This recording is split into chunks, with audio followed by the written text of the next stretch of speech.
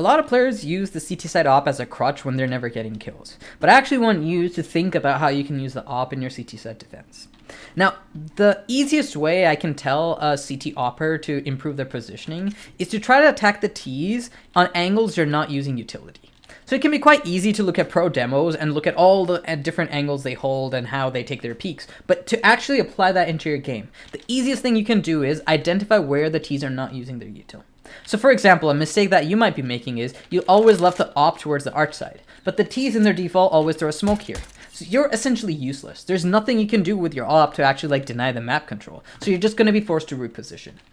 So instead, it might be a great idea to mix it up, where you play towards lane here, and then you're holding this angle, where now the Ts throw a smoke right here, a molly right here, they probably don't flash you, and you get an easy kill.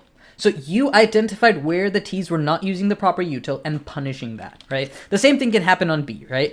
You might always be tempted to take this angle or even peek banana, but the Ts are using the right util. They're molotoving you, they're flashing you off. But you can mix up your position. You can identify where the Ts are still not using their util. So for example, an angle like this, that might be a strong one. Or if they are throwing a flash that pops right here, then you play an angle like this, where you don't get blind by the flash. So you really have to identify and use your op to punish the Ts for using bad utility. And basically, as soon as you can identify that and communicate that with your team, you're going to have amazing positioning as a CT side opper.